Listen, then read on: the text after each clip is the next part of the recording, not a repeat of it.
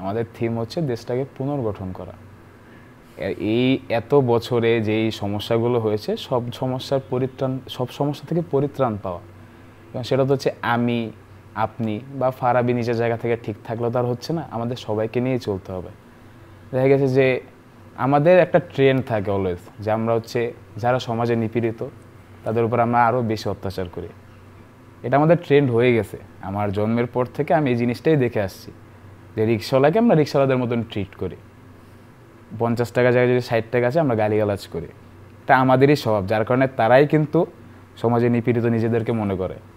এখন আপনি যখন দেশ পুনর্গঠনে যাবেন তখন কিন্তু আসলে আপনি একা চলতে পারবেন, আপনার সবাইকে নিয়ে চলতে হবে।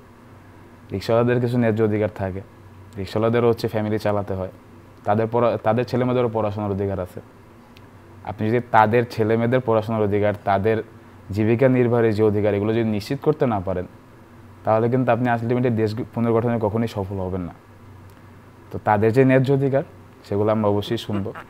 ধরেন এখন শুনবো বলতে হচ্ছে আমি আন্দোলনে প্রথম থেকে ছিলাম বা আমি সামনে থেকে ছিলাম দেখে যে আমাকেই শুনতে হবে, জিনিসটা এরকম না। তাদের কথা বলার যেমন রাইটস আছে, প্রত্যেক মানুষের তো কথা শোনারও সময় দিতে হবে। একটা রিক্সাওয়ালা যদি আজকে এসে বলে যে অমুক পয়েন্টে হচ্ছে পুলিশ আমার কাছ থেকে হচ্ছে 50 টাকা চাঁদা খেয়েছে, এটার জন্য যারা সমন্বয়ক বৃন্দ আছে, ইভেনকি যারা হচ্ছে ঢাকা বিশ্ববিদ্যালয় থেকে মূলত যারা আন্দোলন করেছে, সর্বপ্রথম যারা শুরু করেছে, তাদের কাছে রিচ করার কিছু নাই। আপনার কাছে কমপ্লেন করছে, আপনি ব্যবস্থা নেন। আপনার আশেপাশে যে পুলিশ এরকম আচরণ করছে বা যারাই এরকম অত্যাচার করছে তাদের এগেনস্ট আপনি আপনার ভয়েস রেজ করেন। সবাই যদি সবার জায়গা থেকে ভয়েস রেজ করে তাহলেই তো দেশ উন্নতি হবে। দেশ পুনর্গঠন তো সবাইকে এগিয়ে আসতে হবে।